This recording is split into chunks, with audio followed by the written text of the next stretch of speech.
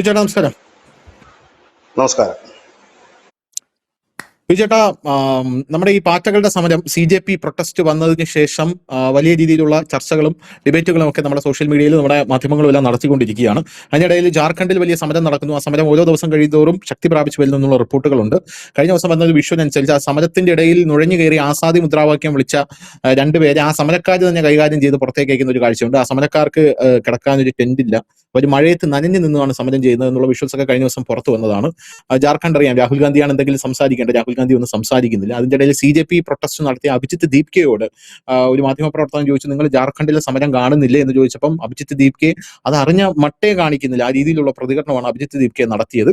അപ്പോൾ ജാർഖണ്ഡിലെ സമരം ഓരോ ദിവസം കഴിയും തോറും വലിയ രീതിയിൽ ശക്തി പ്രാപിച്ചു വരുമ്പോൾ അത് ഇന്ത്യ മുന്നണിക്ക് വലിയ തലവേദനയാകുകയാണ് എന്നുള്ളത് മറ്റൊരു പ്രധാനപ്പെട്ട കാര്യം. ഇതിന്റെ ഇടയിൽ നമ്മുടെ മാധ്യമങ്ങൾ നടത്തുന്ന വലിയൊരു ചർച്ച ഈ CJP പ്രൊട്ടസ്റ്റ് വന്നു കഴിഞ്ഞ ശേഷം യൂത്ത് മൂവ്മെന്റ് ആണല്ലോ നടന്നത്. അപ്പോൾ ഇന്ത്യൻ പ്രധാനമന്ത്രി നരേന്ദ്രമോദിക്ക് യുവാക്കൾക്കിടയിൽ ഒരു നീരസം ഉണ്ടോ, അല്ലെങ്കിൽ യുവാക്കൾക്കിടയിൽ അദ്ദേഹത്തിന്റെ ഗ്രാഫ് ഇടിയുന്നുണ്ടോ എന്നുള്ളൊരു ചോദ്യ മാധ്യമങ്ങളെല്ലാം വളരെ വലിയ രീതിയിൽ ഉയർത്തുന്നുണ്ട്.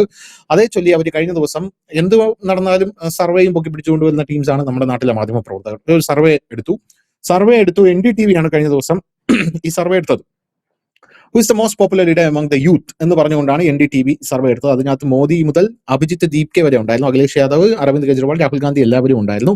Is BJP losing young voters debate on C Voter poll എന്നുള്ളതായിരുന്നു ആ സർവേയുടെ ക്രക്സ് എന്ന് പറയുന്നത്. ഇതിൽ എല്ലാവരെയും ഞെട്ടിച്ചുകൊണ്ട് യൂത്തിന്റെ മാത്രം സർവേയാണ് എടുത്തത്. യൂത്ത് എന്ന് പറഞ്ഞാൽ ഇവർക്കൊരു സ്പെസിഫൈഡ് ആയിട്ടുള്ള ഒരു ഗ്രാഫ്, ഒരു സെറ്റ് ഓഫ് പീപ്പിൾ വെച്ചായിരിക്കുമല്ലോ ഒരു സർവേ എടുക്കുന്നത്. അല്ലാതെ രാജ്യത്തിന്റെ മൊത്തം യൂത്തിന്റെയും ഒരു ഇതെടുക്കാൻ ഇവർക്ക് സാധിക്കില്ല. എങ്കിലും അതിനകത്ത് പോലും സാധാരണ അങ്ങനെ എടുക്കുമ്പോഴാണ് ഞാൻ ഈ ഇടയ്ക്ക് കുറച്ച് സർവേസ് ഒക്കെ കണ്ടത്. നമ്മുടെ ഈ ഓൺലൈൻ മീഡിയാസ് ഒക്കെ റോഡിൽ ഇറങ്ങിയിട്ട് ഈ CJP പ്രൊട്ടസ്റ്റ് വന്നപ്പോൾ Narendra Modi or Abhijith ദീപ്കെ BJP or CJP എന്ന് പറഞ്ഞ് സാധാരണ കുട്ടികളുടെ അടുത്ത് പോയി സംസാരിക്കാറുണ്ടായിരുന്നു. എല്ലാവരും CJP എന്നാണ് പറയുന്നത്. ഒരു 10 ബൈറ്റ് കാണിക്കും. 10 ബൈറ്റിൽ ഒരു 9 എണ്ണം CJP എന്നാണ് കാണിക്കുന്നത്, ഒരെണ്ണം മാത്രം നരേന്ദ്രമോദി എന്നുള്ളതുകൊണ്ട്. അതുപോലെ തന്നെ വിജയ് അധികാരത്തിലേറിയ സമയത്ത് വിജയ് ഓർ മോഡി എന്ന് പറഞ്ഞ് ഇവിടെ ഈ തിയേറ്ററിന്റെ ഫ്രണ്ടിൽ ചെന്ന് നിന്നാണ് ബൈറ്റ് എടുക്കുന്നത്. വിജയ് ഓർ മോഡി, വിജയ് സിനിമയുടെ ജനനായകൻ ഇറങ്ങി കഴിഞ്ഞ ശേഷം തിയേറ്ററിന്റെ അപ്പൊ എല്ലാവരും പറയും വിജയ് അണ്ണനൊക്കെ ഞാൻ മരിക്കും എന്നൊക്കെ പറഞ്ഞുകൊണ്ട് അങ്ങനെ ബൈറ്റുകൾ വരാറുണ്ട്.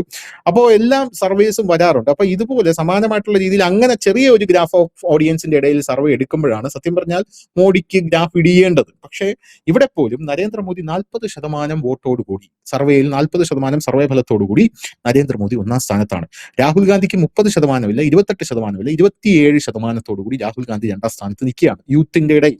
അരവിന്ദ് കെജ്രിവാൾ 4.3%, അഖിലേഷ് യാദവ് അതിനും താഴെ 4.2%. CJPക്ക് ഇതിൽ 12% മാത്രമാണ് യൂത്ത് അവരെ സപ്പോർട്ട് ചെയ്യുന്നത് എന്നുള്ള റിപ്പോർട്ടുകളാണ് പുറത്തു വരുന്നത്. അപ്പോഴും 40% രാജ്യത്തെ യൂത്ത് നരേന്ദ്രമോദിയെ സപ്പോർട്ട് ചെയ്യുകയാണ് എന്നാണ് നിലവിൽ പറയുന്നത്.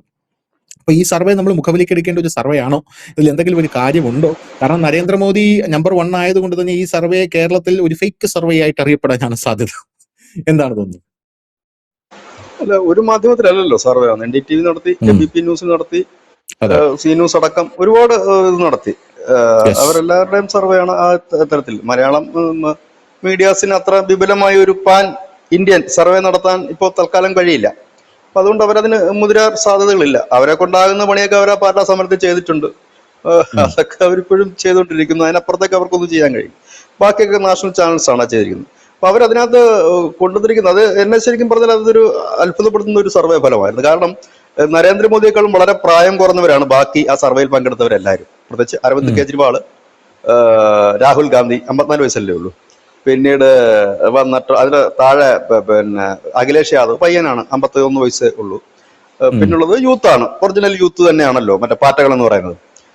അപ്പൊ ആ യൂത്തിനേക്കാളൊക്കെ ഏതാണ്ട് യൂത്തിന്റെ ഇരട്ടി പ്രായത്തോട് അടുത്ത് തന്നെ ഉണ്ട് ശ്രീ നരേന്ദ്രമോദിക്ക്. അപ്പൊ അദ്ദേഹം ഇപ്പോഴും യൂത്തിന്റെ ഐക്കണായി തന്നെ നിലനിൽക്കുന്നു എന്നുള്ളതാണ് ആ സർവേ കാണിച്ചിരിക്കുന്നത്. അപ്പം ഒരുപാട് വിഷയങ്ങളിലൂടെ ആ സർവേ കടന്നു പോയിട്ടുണ്ട്. എന്തുകൊണ്ടാണ് ഈ പിന്നെ നരേന്ദ്രമോദിയെ നിങ്ങൾ ഇഷ്ടപ്പെടാൻ കാരണം എന്ന് ചോദിക്കുമ്പോൾ അതിനകത്ത് പറയുന്ന കുട്ടികൾ ഈ അവർ വോട്ട് ചെയ്ത യൂത്ത്സിന്റെ ഒരു നിലപാടുകളാണ് ശ്രദ്ധേയം. ഈ സർവേയിലെ ശതമാനമല്ല നമ്മൾ നോക്കേണ്ടത്, അവിടെ അവർ ഉയർത്തിക്കൊണ്ടുവരുന്ന അവരുടെ കാര്യങ്ങളാണ്. അതിനകത്ത് അവർ പറയുന്ന കാര്യങ്ങള് രാജ്യത്തിന്റെ സുരക്ഷയ്ക്ക് ഏറ്റവും അനിവാര്യമായതും രാജ്യ പുരോഗതി അനിവാര്യമായ വ്യക്തിയാണ് ശ്രീ നരേന്ദ്രമോദി എന്നാണ് അതിൽ പങ്കെടുത്തത്. കാരണം വേണമല്ലോ, നിങ്ങൾ എന്തുകൊണ്ട് മോദിയെ ഇഷ്ടപ്പെടുന്നു എന്ന് വെച്ചാൽ ഒരു കാരണം പറയണം. അതാണ് അവിടെ പ്രതിഫലിച്ചിരിക്കുന്നത്.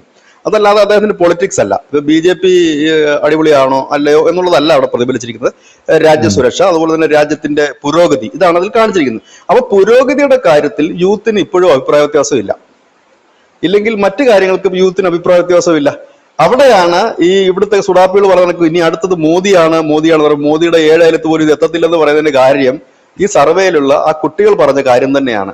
ഞങ്ങള് ഇദ്ദേഹത്തെ ട്രസ്റ്റ് ചെയ്യുന്നു, ഞങ്ങളുടെ സുരക്ഷയ്ക്ക് ഇദ്ദേഹം അനിവാര്യമാണ്, ഞങ്ങളുടെ ഈ ഇപ്പോൾ നടക്കുന്ന ഡെവലപ്മെന്റ്സിന് ഇത് അനിവാര്യമാണ്, മറ്റ് ഇന്റർനാഷണൽ അഫയേഴ്സ് അല്ലെങ്കിൽ ഇന്റർനാഷണൽ ഇടപെടലുകളിന് ഈ നേതാവ് ഞങ്ങൾക്ക് മതി. സ്ട്രോങ്സ്റ്റ് ലീഡർ എന്ന നിലയിൽ അവർക്ക് അദ്ദേഹത്തോട് താല്പര്യമാണ്.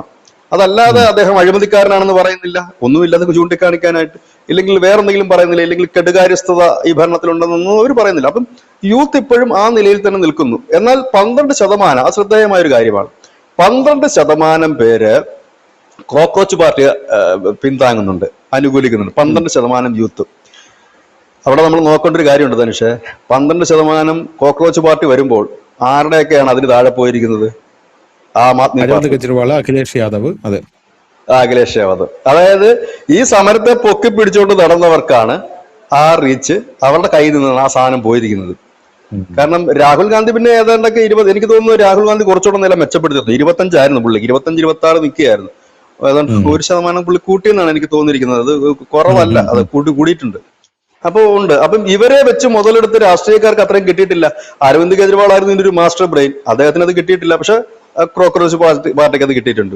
അഖിലേഷ് യാദവ് യൂത്ത് ഐക്കണായിരുന്നു, അദ്ദേഹം ഈ സമരത്തിൽ കിടന്ന് മെഴുകുകയായിരുന്നു, പക്ഷെ അദ്ദേഹത്തിനും അത് കിട്ടിയിട്ടില്ല. അപ്പൊ അതിനർത്ഥം കോക്രോച്ച് പാർട്ടി കുറച്ചുകൂടി ശക്തമായി കഴിഞ്ഞാൽ വോട്ട് ചോരുന്നത് ഈ പ്രതിപക്ഷത്തിന് തന്നെയായിരിക്കും. ഇത് പക്ഷെ കോൺഗ്രസ് നന്നായിട്ട് തിരിച്ചറിയുന്നുണ്ട്. അതുകൊണ്ട് തന്നെയാണ് കോൺഗ്രസ് ഇവരുടെ വേദികളിൽ പോകാതിരുന്നതും, കോൺഗ്രസ് ഇവരെ വലിയ രീതിയിൽ സപ്പോർട്ട് ചെയ്യാതെ. കാരണം കോൺഗ്രസിന് അറിയാം നന്നായിട്ട്. കാരണം പണ്ട് ഇത് കണക്ക് ഈ ആം ആദ്മി വന്നപ്പോൾ ഏറ്റവും കൂടുതൽ നഷ്ടം സംഭവിച്ചൊരു പാർട്ടി കോൺഗ്രസ് ആണ്. അവിടെ അവസാനം അവരുടെ ഏറ്റവും വലിയ ഉരുക്ക് കോട്ടയായ പഞ്ചാബ് പോലും അവർക്ക് നഷ്ടപ്പെടേണ്ടി വന്നു. അവിടെ BJP ആയിരുന്നെങ്കിൽ പോലും അവർക്ക് സഹിക്കാൻ പറ്റും. കാരണം BJP ആണെങ്കിൽ അവർക്ക് പിന്നെയും BJP മറിച്ചിടാൻ കഴിയും. കാരണം രണ്ടു കൂട്ടരും നിരന്തരം ഏറ്റുമുട്ടുന്ന രണ്ട് പാർട്ടികളായതുകൊണ്ട് അങ്ങോട്ടും ഇങ്ങോട്ടും ഒക്കെ ഇവർക്ക് ജയിച്ചും തോറ്റും പോകാൻ പറ്റും. ആം ആദ്മി വന്നു കഴിഞ്ഞപ്പോൾ ഇതിന് സിസ്റ്റം കംപ്ലീറ്റ് മാറ്റിക്കളഞ്ഞു. ഇവിടെയാണ് പൊളിറ്റിക്കൽ വീണ്ടും വരുമ്പോ അവിടെ BJP മാറി ആം ആദ്മി പാർട്ടി വരാനുള്ള സാധ്യത ഉണ്ടോ? സാധ്യത നിലവിലില്ല ധനുഷ്. അതിനകത്ത് അങ്ങനെ 2 കാരണങ്ങൾ ഞാൻ പറഞ്ഞുതരാം. ഒന്ന്, അവരുടെ ബിംബങ്ങളെല്ലാം തീർന്നു. പിന്നെ അരവിന്ദ് കെജ്രിവാൾ, സിസോദിയ, അങ്ങനെയൊക്കെ ഉള്ള അവരുടെ ഒരുമാതിരിപ്പെട്ട താരങ്ങളെല്ലാം തീർന്നു. അഴിമതിയും മറ്റുള്ള കാര്യങ്ങളും പറഞ്ഞ് അവർക്ക് വലിയ ഡാമേജ് ആയി. പിന്നെ അവരുടെ പാർട്ടിയിൽ ആ ഒരു കെട്ടുറപ്പും കാര്യങ്ങളും, പാർട്ടി നല്ല സ്ട്രോങ് ആണല്ലോ ചേട്ടാ. ഭരണം നിൽക്കുമ്പോൾ വരും, സ്വാഭാവികമാണ്. ഇപ്പോൾ തന്നെ അവിടെ നിന്ന് നന്നായി BJP ഒന്ന് കുലുക്കി കഴിഞ്ഞാൽ ഈ ആം ആദ്മിയുടെ പകുതി MLA പോരും. നന്നായിട്ടൊന്ന് ട്രൈ ചെയ്ത് കഴിഞ്ഞാൽ വരും. അവിടെ നിന്നല്ല ഇപ്പൊ 7 പേര് വന്നത്. പിന്നെ രാഘവ് ചദ്ദ, പിന്നെ ഹർഭജൻ സിംഗ് അടക്കം MP പോകുന്നില്ല. ഇവന്മാരെ വിളിച്ചില്ലെങ്കിൽ പോരും. പക്ഷെ വിളിച്ചു കഴിഞ്ഞ് കൊണ്ടുവന്ന് അലമ്പായത് കൊണ്ടാണ് അവരത് നിൽക്കാതെ. കാരണം അങ്ങനെ വിളിച്ച് ഭരണത്തിൽ കേട്ട് കാര്യമൊന്നുമില്ല. മൊത്തത്തിൽ കാരണം ഇവരെന്ന് പറഞ്ഞാൽ ഇപ്പോഴത്തെ അവസ്ഥ ആം ആദ്മിയുടെ എന്ന് പറഞ്ഞാൽ കെട്ടഴിഞ്ഞ പട്ടം പോലെയാണ്. പട്ടമുണ്ട്, കെട്ടില്ല, അഴിഞ്ഞു കിടക്കുകയാണ്. അത് എങ്ങോട്ട് പറക്കുകയോ എന്താകുമെന്ന് ഒരു പിടുത്തവുമില്ല. ഇവിടെ എന്ന് വെച്ചാൽ അരവിന്ദ് കെജ്രിവാളിന് ആ പഴയ ഗ്രിപ്പൊന്നും അതിലില്ല, വലിയ സ്വാധീനമൊന്നും ഇപ്പോഴില്ല. പുള്ളി ഇപ്പോൾ ഒരു സമരം കൊണ്ട് വന്നിരിക്കുന്നത് ഇന്നലെ. അത് എനിക്ക് വളരെ തമാശയായിട്ടാണ് തോന്നിയത്. പുള്ളി പറഞ്ഞ് E20 പെട്രോൾ കൊടുക്കണം, അതിന് സെപ്പറേറ്റ് കൊടുക്കണം, പ്യുവർ പെട്രോൾ കൊടുക്കണം. പ്യുവർ പെട്രോളിന്റെ റേറ്റ് ഒരു 80 രൂപയ്ക്ക് കൊടുക്കണം. പിന്നെ ഈ ക്രൂഡ് ഓയിലിന് പകരം മറ്റെന്തെങ്കിലും ഒരു സംഭവം കണ്ടെത്തണം, അത് കുറച്ചുകൂടെ താത്ത് പൈസക്ക് കൊടുക്കണം. ഇതുപോലെ നടപ്പുള്ള കാര്യമാണോ? ശരി, 80 രൂപയ്ക്ക് പെട്രോൾ കൊടുത്തു കഴിഞ്ഞാല് പിന്നെ ഓടാനുള്ള റോഡിന് എന്ത് ചെയ്യും? കേജ്രിവാളിന്റെ തറവാട്ടിൽ നിന്ന് റോഡ് പണിത് കൊടുക്കുമോ? ഇല്ല, അതിന് പൈസ വേണ്ടേ റോഡിന് ഓടാനായിട്ട്. ഇനി അടുത്ത ഡിമാൻഡ് എന്താ വെച്ചാൽ ഇപ്പോൾ ഉള്ള കാറൊക്കെ 100 രൂപയ്ക്ക് കിട്ടണം എന്നായിരിക്കും അടുത്ത ഡിമാൻഡ്. അങ്ങനെ ഈ ഞാൻ പറഞ്ഞില്ലേ, ഒരിക്കലും ഒരു സാമാന്യ ലോജിക്കിനും ഒരു സാമാന്യ ബുദ്ധിക്കും മനസ്സിലാകാത്ത കാര്യങ്ങൾ പറയുന്നത് കൊണ്ടാണ് ആദ്യം ഇത് തന്നെയായിരുന്നു പറഞ്ഞുകൊണ്ടിരുന്നത്. സാമാന്യ ബുദ്ധിക്ക് നിരക്കാത്ത കാര്യങ്ങൾ പറഞ്ഞുകൊണ്ടിരുന്നു. പക്ഷെ ജനം ഈ സ്വപ്നജീവികളായതുകൊണ്ട് കുറെ എണ്ണം ആ സമയത്ത് ഇവർക്ക് വോട്ട് ചെയ്ത് കൊടുത്തു. ഇവര് പറഞ്ഞതിനകത്ത് വലിയ 2 തട്ടിപ്പുകളുണ്ടായിരുന്നു. ഉത്തരേന്ത്യയിലെ ജനങ്ങളുടെ ഒരു പ്രശ്നം എന്ന് പറഞ്ഞാൽ ഇവര് ജീവിക്കുന്നത് ആക്ച്വലി ഒരു ജനാധിപത്യം എന്ന് ഇവര് വലിയ വീമ്പിളക്കുമ്പോൾ ആക്ച്വലി ജനങ്ങളാണ് രാജാവ്, ജനങ്ങളുടെ പൈസ കൊണ്ടാണ് ഇതൊക്കെ ചെയ്യുന്നതെന്ന് ഇവർക്ക് കൃത്യമായിട്ടുള്ള ഒരു ബോധം അവിടെയുള്ള ജനങ്ങൾക്ക് നല്ല പോലെ ഇല്ല എന്നുള്ളൊരു സാധനമുണ്ട്. കാരണം ഈ ടാക്സ് അടച്ചിട്ടാണ്, ആ ടാക്സ് കൊണ്ടാണ് സർക്കാർ ഇതൊക്കെ ചെയ്യുന്നത് എന്ന് ഇവർക്ക് അറിയില്ല. ഇവരുടെ വിചാരം നരേന്ദ്രമോദി പെട്രോളിന് വില കുറച്ച് തരണം, നരേന്ദ്രമോദിയുടെ വീട്ടിൽ നിന്ന് പൈസ എടുത്ത് റോഡ് പണിയണം, ഇതൊക്കെ നമ്മുടെ പൈസ തന്നെ. പെട്രോളിന് വില കൂട്ടിയാൽ അത് റോഡായിട്ട് നിങ്ങൾക്ക് കിട്ടും. ആ റോഡായിട്ട് കിട്ടുമ്പോൾ അതിന്റെ ഗുണവും നമുക്ക് തന്നെയാണ്. അത് തുറമുഖങ്ങളായിട്ട് കിട്ടും, റോഡായിട്ട് കിട്ടും, അങ്ങനെ പല കാര്യങ്ങളൊക്കെ ആയിട്ട് കിട്ടുമെന്നുള്ളത് കൊണ്ടാണ് വലിയ പ്രതിസന്ധി വരുമ്പോൾ അതിന്റെ എഫക്റ്റീവായിട്ടുള്ള കാര്യങ്ങൾ അത് നേരത്തെ ചെയ്യണം എന്നുള്ളത്. ഈ കെജ്രിവാൾ ആദ്യം വന്നപ്പോൾ ഇയാളാണ് ഈ ഫ്രീ ബീസ് കൊണ്ടുവന്ന് ജനങ്ങളെ ഒരുപാട് വലിയ രീതിയിൽ ഇതാക്കിയത്. കാരണം ഇയാൾ കൊണ്ടുവന്ന ഫ്രീ ബീസിനകത്ത് ബിജെപി എനിക്ക് പറഞ്ഞിട്ടുണ്ടല്ലോ, ഭയങ്കര ക്രൂക്കഡായിട്ടാണ് കൊണ്ടുവന്നത്. 200 യൂണിറ്റ് വൈദ്യുതിയൊക്കെയാണ് കൊടുക്കുന്നത്. 200 യൂണിറ്റ് വൈദ്യുതിയിൽ ആൾക്കാർക്ക് എന്താവാനാണ്? പക്ഷെ അത് കേൾക്കുമ്പോൾ 500 ലിറ്റർ അത് കേൾക്കുമ്പോൾ ഉണ്ടല്ലോ ഇവിടെയുള്ള ജനങ്ങൾക്ക് ഒരു മനസ്സുഖം. പക്ഷെ അതും ഒരു പൊളിറ്റിക്സ് അല്ലേ എന്നാണ് എൻ്റെ ഒരു. അതേപോലത്തെ പൊളിറ്റിക്സ് ബിജെപിക്ക് എന്തുകൊണ്ട് പയറ്റിക്കൂടാ? അതായത് ജനങ്ങളുടെ കണ്ണിൽ പൊടിയിടാൻ വളരെ ഈസിയാണ്. അത് യുവമാർക്ക് കൃത്യമായിട്ട് അറിയാം. സ്ട്രെയിറ്റ് ഫോർവേഡ് ആയിട്ട് ഒരു ഭരണാധികാരി ഭരിച്ചു പോയി കഴിഞ്ഞാൽ ജനങ്ങൾക്ക് ഒരിക്കലും ഇഷ്ടപ്പെടില്ല. അവർക്ക് അവരുടെ രീതിയിൽ ഒടിക്കാനും വളയ്ക്കാനും പറ്റുന്ന ഒരു ഭരണാധികാരി ആയിരിക്കണം. ഇവന്മാര് ഞങ്ങൾ നിങ്ങളുടെ രീതിയിൽ ഒടിക്കാനും വളയ്ക്കാനും പറ്റുന്ന ഭരണാധികാരിയാണെന്ന് അവരുടെ കണ്ണിൽ പൊടിയിട്ട് കാണിക്കുക. കാരണം നിങ്ങൾക്ക് 200 യൂണിറ്റ് വൈദ്യുതി, 500 ലിറ്റർ വെള്ളം, ഇതൊക്കെ ഫ്രീ ആയിട്ട് തരുമെന്ന് പറയുമ്പോൾ അവർ വിചാരിക്കും എന്തോ വലിയ കാര്യമാണെന്ന് വിചാരിക്കും. അപ്പൊ ബിജെപിക്ക് എന്തുകൊണ്ട് ആ വഴി ശ്രമിച്ചുകൂടാ എന്ന് പല ആൾക്കാരും പണ്ട് പോലെ ചോദിക്കുന്ന ഒരു കാര്യമാണ്. അല്ല, അത് ശ്രമിക്കാൻ പറ്റില്ല. കാരണം വെച്ചാൽ അതിന് കാരണം ഞാൻ പറഞ്ഞുതരാം. ഇപ്പോൾ BJP അവിടെ ഇതിനൊക്കെ ഒരു സംഭവം ചെയ്തില്ല എങ്കിൽ അവരോടുണ്ടാകുന്ന ശത്രുതയെക്കാളും ഇരട്ടിയായിരിക്കും കള്ളത്തരം പറഞ്ഞ അവരെ പറ്റിച്ചു കഴിഞ്ഞാൽ. ഈ കേജ്രിവാളിന് പറ്റിക്കഴിഞ്ഞാൽ 500 ലിറ്റർ വെള്ളം, ഞാൻ അതിന്റെ സിമ്പിൾ എക്സാമ്പിൾ പറഞ്ഞുതരാം. ആദ്യമായിട്ട് മുദ്രാവാക്യം ഇതായിരുന്നു, എല്ലാവർക്കും സൗജന്യ കുടിവെള്ളം എത്തിക്കും, വെള്ളം എത്തിക്കും, ജലം. കാരണം ഡൽഹിയെ സംബന്ധിച്ച് ഏറ്റവും കൂടുതൽ ജലത്തിന് ബുദ്ധിമുട്ട് ഉള്ള ഒരു സംസ്ഥാനമാണ്. കറണ്ട് ചാർജ് വലിയൊരു സംസ്ഥാനമാണ്. ഈ സംസ്ഥാനത്തേക്ക് പുതിയൊരു മുദ്രാവാക്യം വരികയാണ്. ഇപ്പൊ നമ്മുടെ എന്താ പറയുന്നത്, ഇപ്പൊ നമ്മുടെ സർക്കാർ പറയുകയാണ് ഫ്രീ ആയിട്ട് എല്ലാവർക്കും 1000 രൂപ വെച്ച് തരുമെന്ന് പറഞ്ഞു കഴിഞ്ഞാൽ എല്ലാവർക്കും അവരെ വോട്ട് ചെയ്തില്ല എന്നാണ് ചെയ്ത്. എന്നിട്ട് ഇയാൾ ചെയ്ത പണി എന്താണ്? എന്നിട്ട് പറഞ്ഞു ഈ ഇലക്ഷനൊക്കെ ജയിച്ചു കഴിഞ്ഞപ്പോഴത്തേന് അദ്ദേഹം പറഞ്ഞു 500 ലിറ്ററിന് വരെ ആണ് ഫ്രീ എന്ന് പറഞ്ഞു. 500 ലിറ്റർ കൊണ്ട് ഒരു കുടുംബത്തിന് ഒരു മാസം കഴിയാൻ പറ്റുമോ? വെള്ളം ഒന്നുമില്ലല്ലോ, അവൻ കുളിക്കണ്ടേ, കക്കൂസി പോകണ്ടേ, വെള്ളം കുടിക്കണ്ടേ? ഒരു 4 പേരുള്ള ഒരു കുടുംബത്തിന് പറ്റുമോ? ഇനി കറണ്ടിന്റെ ആണ് അതിലും വലിയ കോമഡി. എനിക്ക് തോന്നുന്നു 200 യൂണിറ്റോ മറ്റോ ഉപയോഗിക്കുന്നവർക്കാണ് അദ്ദേഹം ഫ്രീ കൊടുക്കുന്നത്. വലിയ രസം എന്താന്ന് വെച്ചാല് നോർത്ത് ഇന്ത്യ, ഡൽഹിയെ സംബന്ധിച്ച് പറഞ്ഞാല് തണുപ്പ് കാലമുണ്ട്, ചൂടുകാലമുണ്ട്. തണുപ്പ് കാലത്ത് അവർക്ക് ഹീറ്റർ യൂസ് ചെയ്യണം, എന്നാലേ കിടക്കാൻ പറ്റുള്ളൂ. ഹീറ്റർ യൂസ് ചെയ്യുമ്പോൾ എന്ത് പറ്റും? ഈ യൂണിറ്റിന് മുകളിൽ കറണ്ട് എന്തായാലും പോകും.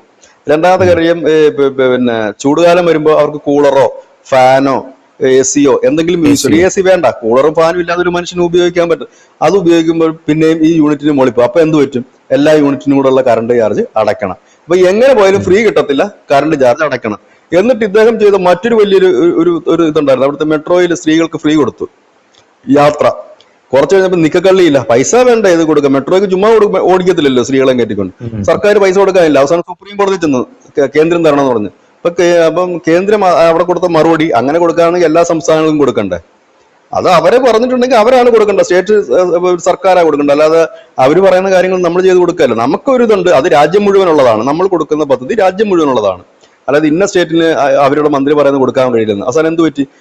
ആ ജനങ്ങൾക്ക് അവരെ പറ്റിച്ചു എന്നൊരു തോന്നലാണ് ഉണ്ടായത്. ഇവിടെയാണ് ഞാൻ പറഞ്ഞത്, BJPക്ക് ഇത് ചെയ്യാൻ പാടില്ല എന്ന് വെച്ചാൽ ചെയ്യാൻ പറ്റും. ഒരു തവണ നമുക്ക് അതിന്റെ ഗുണം കിട്ടും.